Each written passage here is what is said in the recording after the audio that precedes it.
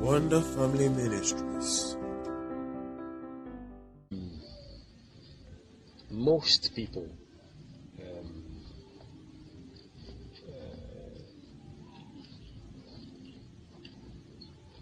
they have hope. You get me? Most people have hope for the future. You know, they have great expectations, great desires. And have you realized that usually when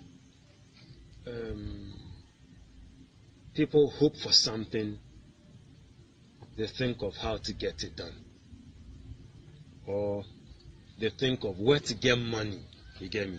Oh, I hope to have businesses. I hope to travel. I hope to further my education. I desire to. And then they think of money. Where would I get the money from? You get me? So sometimes just the thought of money alone just, makes that hope look impossible. You know, because as soon as you think, oh, I wish I could travel out to do my master's, hey, then where is the money coming from? So as soon as you think money, you think limitation. Yeah, it's amazing that to some people, money is possibility, and to some people, money is limitation. As soon as, hey, why is the money? No, then some people too, as soon as I want to travel, then they know the money, I have the money, so it looks, I'll go, it's possible for them. You get me? So,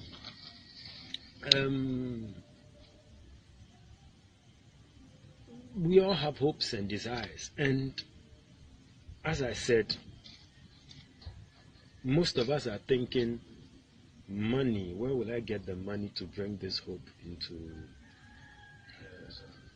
reality, or to make it materialize, or to bring it into fruitfulness?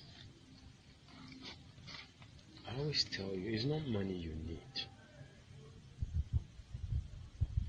It's not money you need. He says, your hopes, listen, whatever you would ever think of, want, wish for, hope for, it has got nothing to do with money. It's not money that will make your hopes come into reality. I wish I have a mansion. I wish I have this. It is not money that will bring your hopes and wishes into reality. At all. I am reconscientizing you, because that is what always makes us think impossibility. Will it happen? It makes you not confident of the things you hope for. Most people hope for things and they don't have the confidence of ever seeing the materialization of that thing. Listen, whatever you hope for, if you think you need money to get it done, 1, money gets finished. 2, we have our hopes are a lot, right? So it means every time you would need money.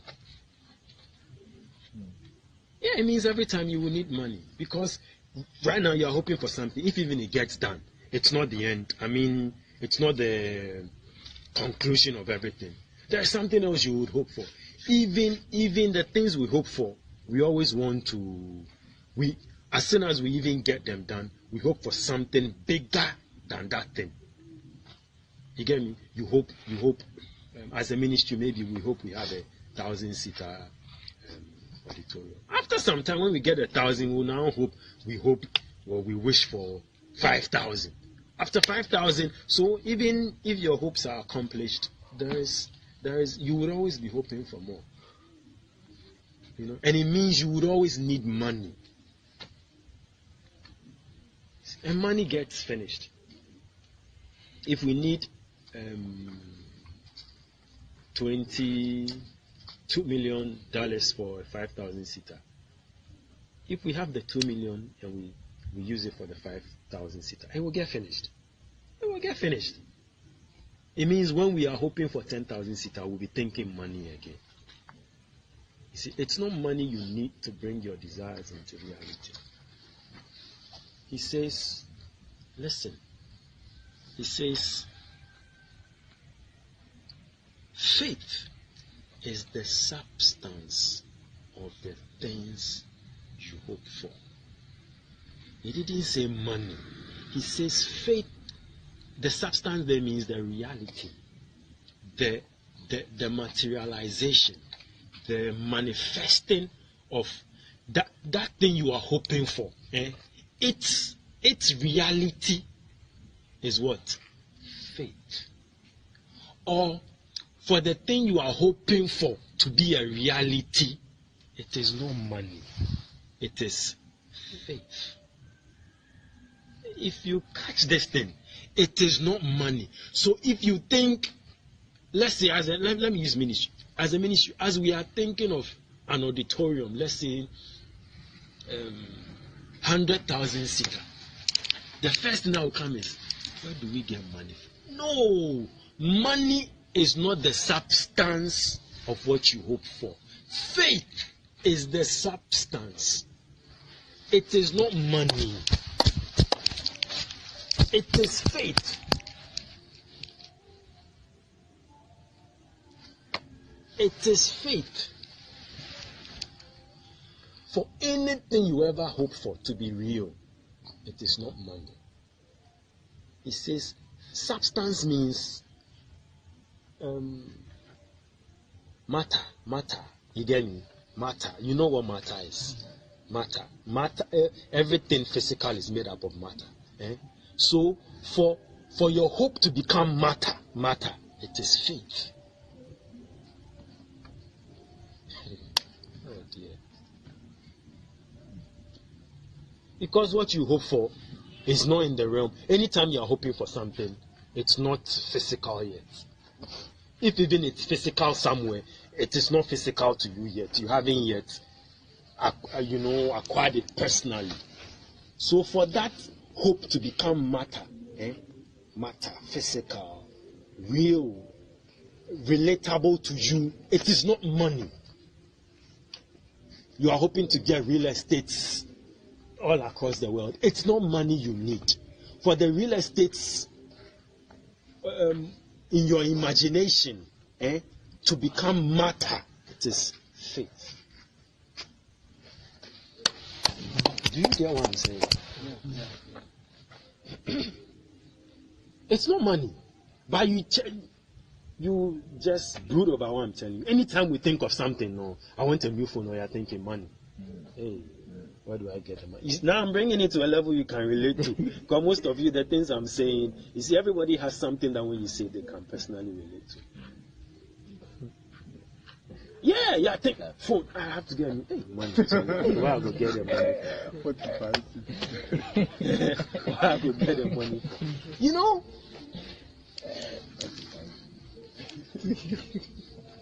I don't know. I'm thinking of some of you, the things you can relate to. School fees has to be paid. Oh yeah, hey, money. Hey, I have to get a new laptop. No money. Hey, where do I get the money from? As soon as you think money, you think limitation.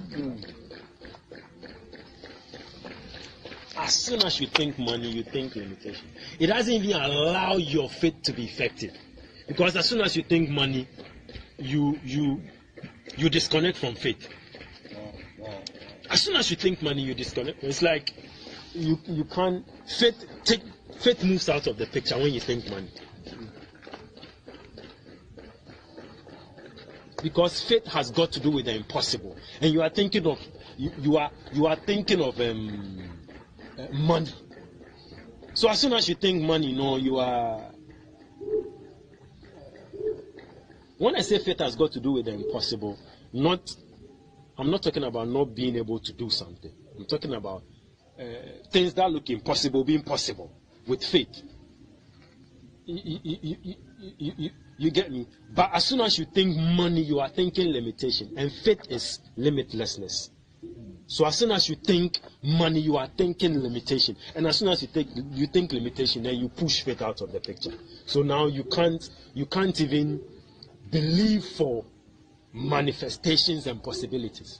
You see, so you don't. It has nothing to do. Don't. You see, move beyond the realm of figures. Right? You have to move into the fourth dimension. Move into the fourth dimension.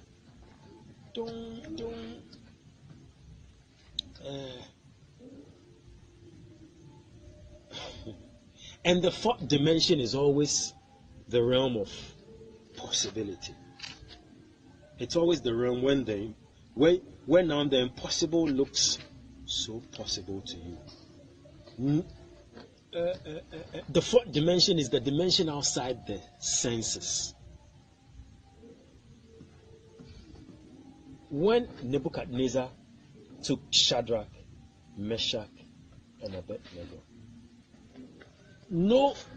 naturally nobody wants to engage fire. Naturally nobody wants to engage fire.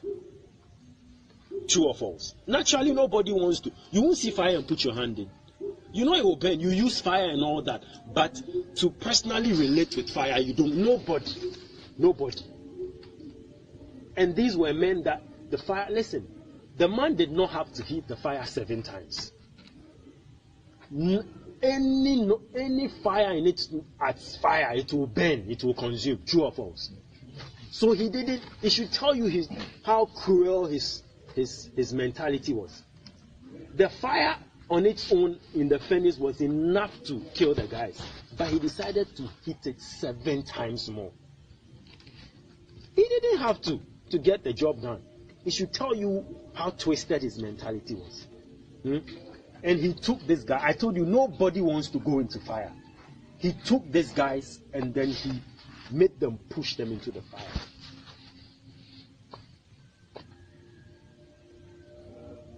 And then he says when he looked into the fire that nobody wants to go into,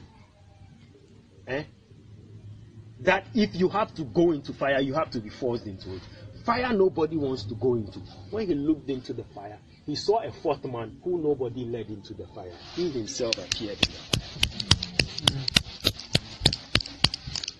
Do you get what I'm saying? I told you the fourth dimension, the fourth man. The fourth dimension, the fourth man. The fourth man did the impossible. The 3 had to be led into the fire. The fourth man, nobody led him. He himself appeared in the fire.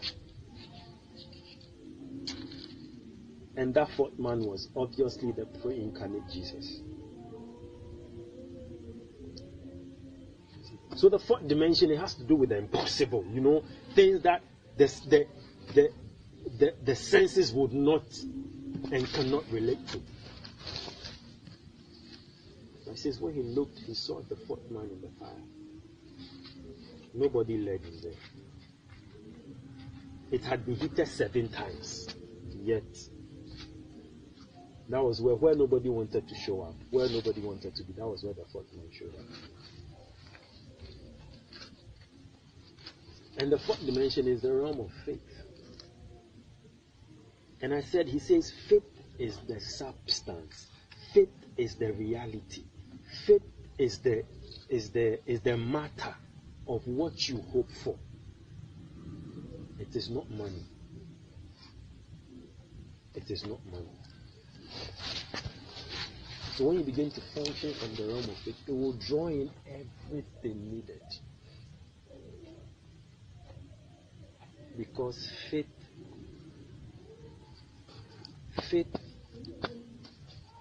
matter originated from faith. Listen, matter. It seems I'm going a bit, but matter originated from faith. How? God created all things by faith. Light, be, and then from faith, matter began to show up. So what I'm saying to you scientifically is correct. How did God create this world? By faith. So how did all the physical things come into being? They came from matter. So he says faith is the substance of the things you hope for. God hoped to see a world. He had a picture, and hope has got to do with imagination. God had an imagination. Listen, God had an imagination. And then by faith, the imagination became matter.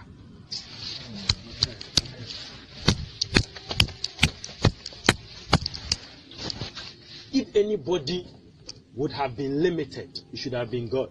Because in the first place, money did not even exist at that time. Wow. So if God needed money, then he was double paralyzed. Because what was money? Money didn't even exist. So it's not money you need. You see?